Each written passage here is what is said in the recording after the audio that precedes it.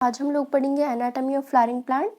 तो इस चैप्टर को स्टार्ट करने से पहले मैं आपको मॉर्फोलॉजी वाले चैप्टर में लेके जाऊंगी। वहाँ पे हमने क्या देखा था, प्लांट को बाहर बाहर से देखा था, उसके एक्सटर्नल फीचर्स क्या क्या थे। ठीक है, किसी के अंदर कुछ ना कुछ सिमिलैरिटीज़ थी, कहीं ना कहीं डिफरेंसेस थे। तो अब यहाँ पे हम बात करेंगे एनाटॉमी की। सो एनाटॉमी का मतलब होता है हम किसी इंटरनल स्ट्रक्चर के बारे में बात करने वाले हैं। लाइक प्लांट है, प्लांट के बाहर तो हमने मॉर्फोलॉजी देख ली कि बाहर से प्लांट कैसे दिखता है, रूट स्टेम लीफ वगैरह देखी थी। अब देखना चाहते हैं कि प्लांट अंदर से किस तरीके से हमें देखने को मिल रहा है। ठीक है, उसके इंटरनल स्ट्रक्चर क्या क्या है, उसी को हम बोलते हैं anatomy. Okay, you can easily see the structural similarities and variations in the external morphology of large living organism। अब चाहे मैं प्लांट की केस की बात करूं या फिर एनिमल्स के अंदर, हम लोग काफ़ी स्ट्रक्चरल सिमिलैरिटीज़ देखते हैं। हो सकता है दो प्लांट है हमारे पास, एक प्लांट के पास उसी तरीके की लीव्स है, दूसरे वाले प्लांट के पास भी सेम तरीके की लीफ के पैटर्न है। ठीक है, सो वो क्या है, सिमिलैरिटीज़ हुई। अगर मैं डिफरेंसेस की बात करूँ तो हमें डिफरेंसेस भी देखने को मिलते हैं। आपके पास दो प्लांट है, हो सकता है उसके अंदर रेटिकुलेट वेनिएशन हो, दूसरे वाले के अंदर पैरेलल वेनिएशन हो। तो हमारे पास सिमिलैरिटीज़ और वेरिएशन, चाहे मैं बात करूँ प्लांट्स के अंदर या फिर एनिमल्स के अंदर, मॉर्फोलॉजी में हमें वो चीज़ देखने को मिली थी। ठीक है, हमने मॉर्फोलॉजी में देखा भी था, वेरिएशन हमने वहाँ पे स्टडी की थी। ठीक है, similarly if we were to study the internal structure, अगर मैं इसी तरीके से कुछ इंटरनल स्ट्रक्चर के बारे में जानना चाहूँ, प्लांट के अंदर क्या क्या स्ट्रक्चर्स हैं, सो वहाँ पे भी हमें कुछ ना कुछ सिमिलैरिटीज़ और कुछ ना कुछ डिफरेंसेस देखने को मिलेंगे। ठीक है, सो इन दिस चैप्टर हम स्टडी करेंगे प्लांट की इंटरनल स्ट्रक्चर के बारे में और उसकी function organisation of higher plant, कि किस तरीके से मेरा प्लांट इतने अच्छे से फंक्शन कर पाता है। ओके, सो देखो हमारे पास डेफिनेशन आती है, study of internal structure of plant is called anatomy. तो हमारे पास क्या है, इंटरनल स्ट्रक्चर की स्टडी को ही हम लोग क्या बोलेंगे, एनाटॉमी। ठीक है, अब देखो हम नॉर्मल सी चीज़ें पढ़ते आ रहे हैं बचपन से कि हमारे पास सेल होती हैं। ठीक है, सेल से फिर टिश्यू बनता है, टिश्यू से देन ऑर्गन, ऑर्गन से फिर देन ऑर्गेनाइज, एक तरीके से पूरा सिस्टम बन जाता है हमारे पास। राइट, सो यहाँ पे वही बात बोली गई है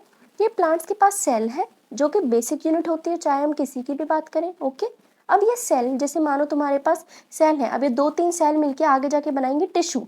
ठीक है, सो हमारे पास यहाँ पे क्या होगा, प्लांट्स के पास जो सेल है वो आगे जाके ऑर्गेनाइज होंगी टिश्यूज़ के अंदर, फिर टिश्यूज़ जाके बनाएंगे हमारे पास ऑर्गन्स। सो इस तरीके से हमारे पास पूरी ऑर्गेनाइजेशन बन जाएगी किसी भी प्लांट की। समझ में आया? इसके अलावा देखो, different organs in plant show differences in their internal structure. अब हमारे प्लांट है, ठीक है, उसके अंदर अलग अलग तरीके के ऑर्गन्स प्रेजेंट होंगे। ठीक है, अब डिफरेंट डिफरेंट ऑर्गन है तो उनके पास डिफरेंट फंक्शन होगा, तो कुछ ना कुछ वो डिफरेंसेस तो शो करेंगे ना। अब देखो जैसे हमारे पास हार्ट है, हार्ट के अंदर डिफरेंट तरीके की मसल्स हैं। ठीक है, वहाँ पे कार्डियक मसल्स हैं, जो कि हमारे पास दूसरी जगह पे दूसरी मसल्स होंगी। तो हमारे पास डिफरेंट डिफरेंट ऑर्गन्स हो गए, उनके पास डिफरेंट डिफरेंट टाइप्स के क्या मिलने हैं, डिफरेंसेस मिलने हैं। ओके, विद एन एंजियोस्पर्म, अगर मैं फ्लावरिंग प्लांट्स की केस की ही बात करूं, सो जैसे मोनोकॉट सीड हो गए थे, डाइकॉट वगैरह हो गए थे, उनके अंदर भी हमें एनाटॉमिकली डिफरेंसेस दिखने को मिलेंगे। राइट, इसके अलावा internal structure also show adaptation to diverse environment. कभी कभी हमारे पास जो इंटरनल स्ट्रक्चर है ना, उसकी वजह से हमें मदद मिलती है ताकि हम अडेप्टेशन कर सकें किसी भी डाइवर्स एनवायरनमेंट में। एग्जांपल कैक्टस है, ठीक है, वो वहाँ पे कैसे रह पा रहा है, उसके ऊपर वो कांटे वाली लीव्स होती हैं। ठीक है, थॉर्न्स वगैरह प्रेजेंट होते हैं। सो वो एक तरीके से क्या अडेप्टेशन में हेल्प कर रही हैं वो चीज़ें। ठीक है, तो इसमें इस पैराग्राफ में क्या देखा कि हमारे पास कुछ स्ट्रक्चरल सिमिलैरिटीज वेरिएशन भी देखने को मिलती है। ठीक है, जिसको हमने मॉर्फोलॉजी बोला था। अगर मैं इंटरनल स्ट्रक्चर के बारे में बात करूं तो वहाँ पे हमें कुछ ना कुछ सिमिलैरिटीज और डिफरेंसेस वहाँ पे भी देखने को मिलेंगे। ठीक है, फिर हमने क्या देखा कि भाई स्टडी होती है इंटरनल स्ट्रक्चर, इसी को बोलते हैं एनाटॉमी। राइट, फिर सेल है, सेल से क्या बनेगा, टिश्यू बनता है, टिश्यू से क्या बनते हैं, ऑर्गन बनते हैं। ठीक है, डिफरेंट ऑर्गन्स होते हैं, उनके अंदर भी डिफरेंसेस हमें देखने को मिलेंगे। एंजियोस्पर्म्स की केस की बात करूँ तो मोनोकॉट थे, डाइकॉट थे, उनके अंदर भी डिफरेंसेस देखने को मिले थे। राइट, आप स्टार्ट करते हैं हमारे पास tissue system. So we were discussing types of tissue based on types of cell present. अब हम यहाँ पे टिश्यू को डिस्क्राइब करने की कोशिश करेंगे कि उसके अंदर किस तरीके की सेल प्रेजेंट है। ठीक है, अब हमारे पास किस तरीके से टिश्यू काम करते हैं वो वेरी करता है, उनकी लोकेशन कहाँ पे प्रेजेंट है। ठीक है, there structure and function would also भी डिपेंड ऑन द लोकेशन। उनका किस तरीके का स्ट्रक्चर है, किस तरीके का फंक्शन है, वो भी डिपेंड करेगा उनकी लोकेशन के अकॉर्डिंग। ठीक है, on the basis of their structure and location, उनके स्ट्रक्चर के अकॉर्डिंग और लोकेशन के अकॉर्डिंग। तो there are three types of tissue system. Number one, epidermal tissue system. Number second ground, या फिर इसको आप फंडामेंटल टिश्यू सिस्टम बोल सकते हो। नंबर थर्ड वेस्कुलर या फिर कंडक्टिंग टिश्यू सिस्टम आप लोग बोल सकते हो। अब आप इसको टिश्यू सिस्टम को अपनी बॉडी से इमेजिन करके चलो। हमारी एक तरीके से हमारा शरीर है, बाहर की एक बॉडी है जो कि आउटर मोस्ट कवरिंग है, स्किन हो गई बेसिकली। सो उसको मान के चलो एपिडर्मल टिश्यू सिस्टम, राइट। फिर अंदर हमारे पास खून वगैरह भी होते हैं ना, ब्लड लिम्फ वगैरह, जो कि ट्रांसपोर्टेशन का काम कर रहे हैं, राइट, गैसेस का एक्सचेंज करने का काम कर रहे हैं। तो वो हमारे पास क्या है, एक तरीके से वेस्कुलर टिश्यू सिस्टम, जो कि हमारे पास प्लांट के अंदर होगा। सो वेस्कुलर टिश्यू सिस्टम के अंदर होता है जाइलम और फ्लोएम, जो कि हम पढ़ते आते हैं, ठीक है। फिर जो बीच का जो पोर्शन बच गया उसको मान के चलो ग्राउंड टिश्यू सिस्टम। क्लियर। सो एपिडर्मल टिश्यू सिस्टम स्टार्ट करते हैं। एपिडर्मल का नाम होता है यानी कि डर्मिस, यानी कि बाहर के स्किन की आउटर मोस्ट कवरिंग की बात होने वाली है, ठीक है। तो याद रखो, the epidermal tissue system forms the outermost covering of whole plant body. ये जो सिस्टम है हमारे पास पूरे प्लांट बॉडी की कवरिंग बनाता है आउटर मोस्ट, ठीक है। किस तरीके के सेल मिलेंगे, जब है हमारे पास एपिडर्मल टिश्यू सिस्टम तो सेल भी मिलने वाली है सिर्फ एपिडर्मल सेल, ठीक है। इसके अलावा हमारे पास स्टोमेटा होता है, हमने पढ़ रखा है लीव्स के अंदर। कुछ होते हैं एपिडर्मल अपेंडेजेस। अब अपेंडेजेस के अंदर दो चीजें आती हैं, ट्राइकॉम्स और रूट हेयर। अब याद रखोगे, जो हेयर्स होते हैं वो तो हमने रूट के केस में पढ़े हैं, तो हेयर्स मिलते हैं रूट हेयर्स के अंदर, राइट, रूट के केस में। और जो ट्राइकॉम्स होते हैं वो मिलते हैं स्टेम के अंदर, राइट। सो हमारे पास तीन चीजें हो गई एपिडर्मल के टिश्यू सिस्टम के अंदर। Number one epidermal cell, number second हमारे पास स्टोमेटा, देन हमारे पास एपिडर्मल अपेंडेजेस।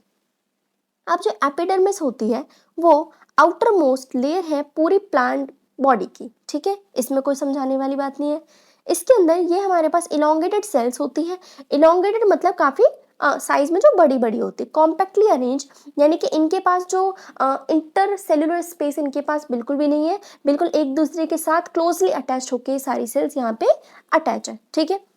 इसी वजह से ये कॉन्टिन्यूस लेयर बनाते हैं। अब आप खुद अपनी स्किन को देख लो, अपनी बॉडी को इमेजिन करो, क्या कहीं पे कोई छेद वगैरह है, नहीं ना, वो पूरा एक तरीके से कॉन्टिन्यूस एक लेयर लग रही है आपकी पूरी बॉडी के ऊपर, ठीक है। एपिडर्मिस हमारे पास सिंगल लेयर की होती है, याद रखोगे। एपिडर्मल सेल्स हमारे पास पैरेन्काइमेटस की बनी रहती है, पैरेन्काइमा सेल्स होती है, ठीक है, with small amount of cytoplasm lining the cell wall and large vacuole. Example, आपके पास यहाँ पे एक सेल है, ठीक है, यानी सेल वॉल हो गई बेसिकली आपके पास, अंदर है बहुत बड़ा वैक्यूल और साइड में क्या है, साइटोप्लाज्म है, right. The outside of epidermis is often covered with vaccine thick layer.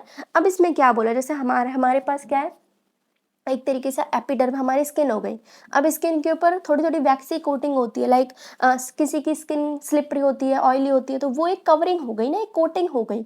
इसी तरीके से जो एपिडर्मिस की जो आउटसाइड की जो कवरिंग है वहाँ पे एक और लेयर प्रेजेंट है जो कि वैक्सी वैक्सी कोटिंग है वहाँ पे, जिसको हम बोलते हैं क्यूटिकल, राइट।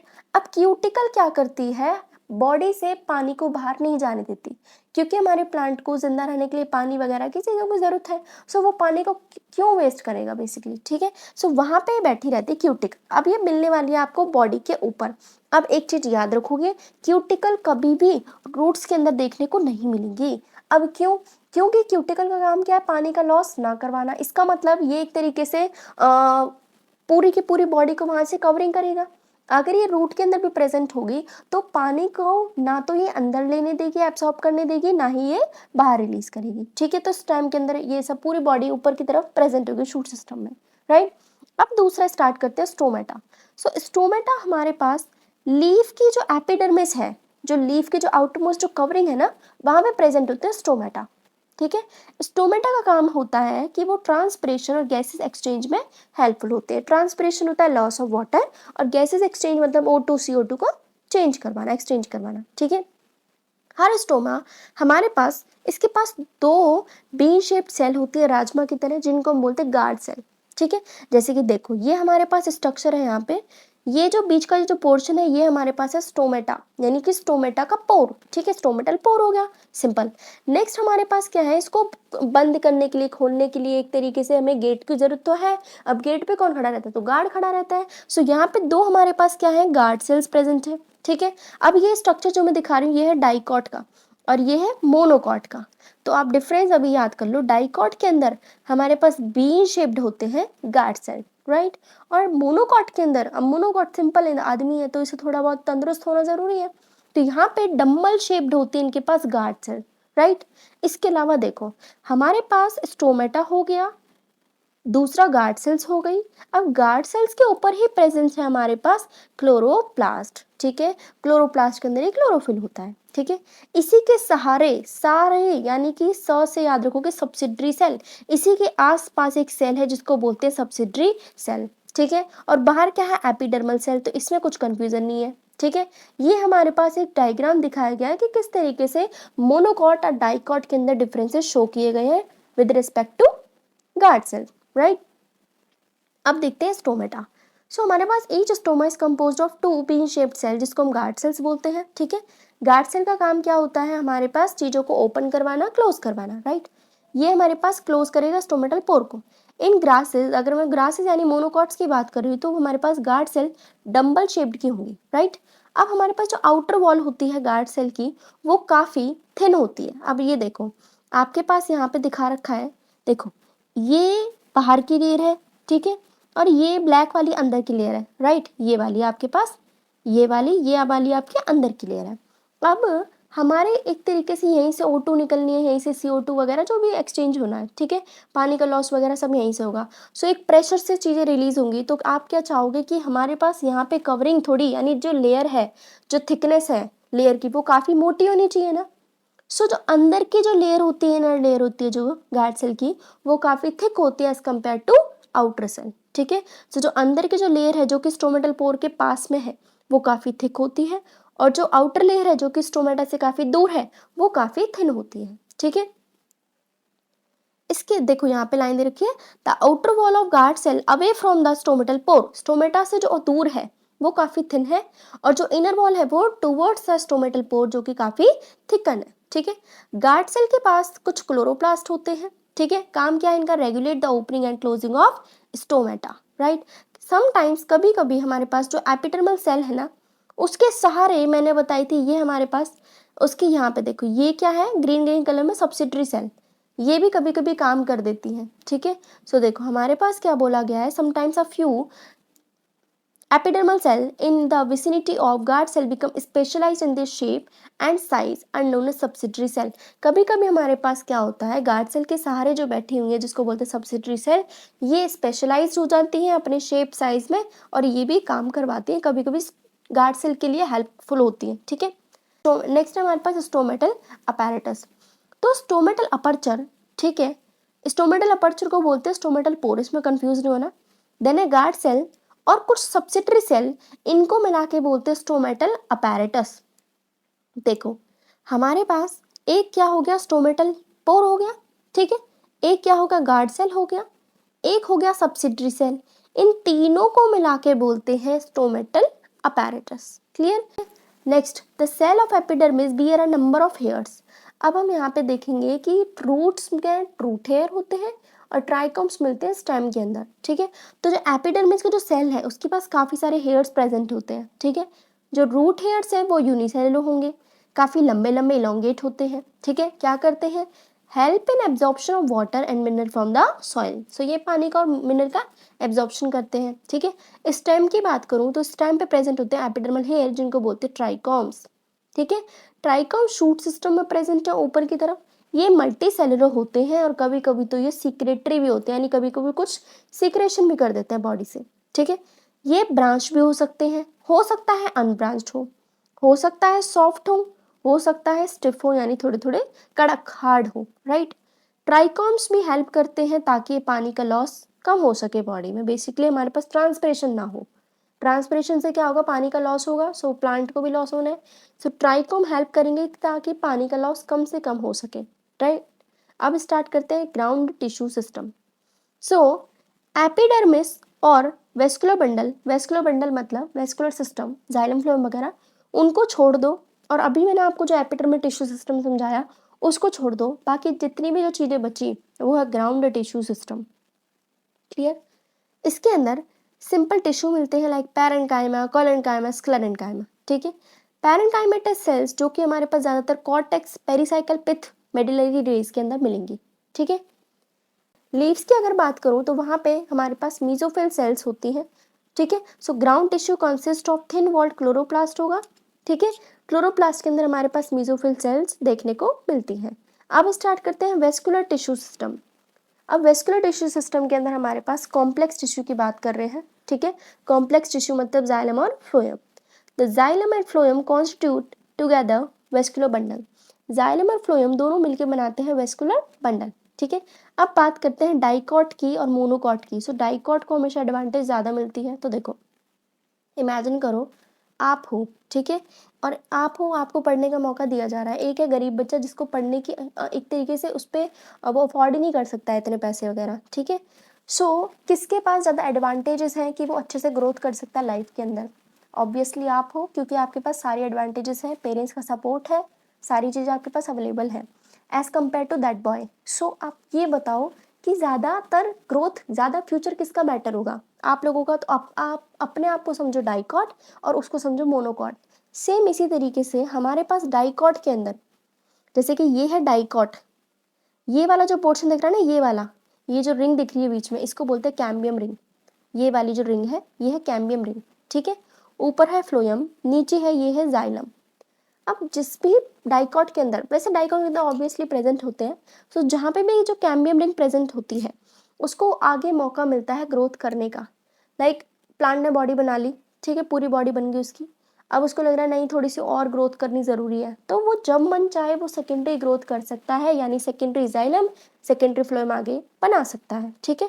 लेकिन मोनोकॉट के अंदर कोई भी रिंग प्रेजेंट नहीं होती। सो वहाँ पे कैम्बियम रिंग प्रेजेंट नहीं होती, जिसके पास मौके ही नहीं है तो वो कहाँ से फ्यूचर अच्छा बनाएगा। सो सेम यहाँ पे क्या है, कैम्बियम रिंग प्रेजेंट नहीं है तो कोई भी सेकेंडरी जाइलम कोई भी सेकेंडरी फ्लोएम यहाँ पे नहीं बनेगा, right.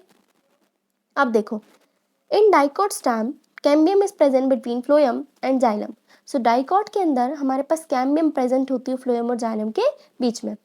Such vascular bundle, because of presence of cambium, poses the ability to form secondary xylem and secondary phloem. So इसी ability की वजह से वो आगे जाके secondary xylem, secondary phloem आराम से बना सकते हैं, ठीक है।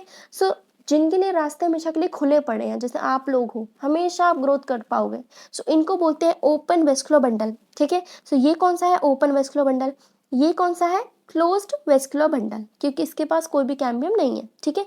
मोनोकॉट्स के अंदर the vascular bundle have no cambium present in them, hence since they do not form secondary tissue they are referred as closed vascular bundle, ठीक है। इनके पास कैम्बियम नहीं है, इसीलिए ये आगे जाके कोई भी सेकेंडरी टिश्यू यानी सेकेंडरी जाइलम और सेकेंडरी फ्लोएम नहीं बना सकते, राइट। नेक्स्ट है रेडियल। सो इसके अंदर क्या होता है, जाइलम और phloem within vascular bundle are arranged in alternate manner along with different radii. देखो, ये आपके पास जाइलम फ्लोएम यहाँ पे दिखा रखा है, ठीक है। अब देखो हमारे पास यहाँ पे क्या किया है, पहले तो कर रखा है इन्होंने यहाँ पे जाइलम दिखाया है, फिर ये जाइलम, यहाँ पे ये जाइलम, ठीक है। ये एक रेडियस पे है, और देखो फ्लोएम, फ्लोएम यहाँ देखो इधर है इधर है इधर है, यानी ये डिफरेंट रेडाई पे है ऑल्टरनेट मैनर में, पहले जाइलम आएगा देन फ्लोएम, पहले जाइलम फिर देन फ्लोएम। सो एक तरीके से पहले जाइलम फिर फ्लोएम, लेकिन वो डिफरेंट रेडाई पे प्रेजेंट है, इसको बोलते हैं रेडियल वेस्कुलर बंडल, ठीक है। नेक्स्ट है हमारे पास conjoint type of vascular bundle. Conjoint का मतलब जिसमें वेस्कुलर बंडल जुड़े रहते हैं, यानी जाइलम और फ्लोएम आपस में जुड़े रहते हैं।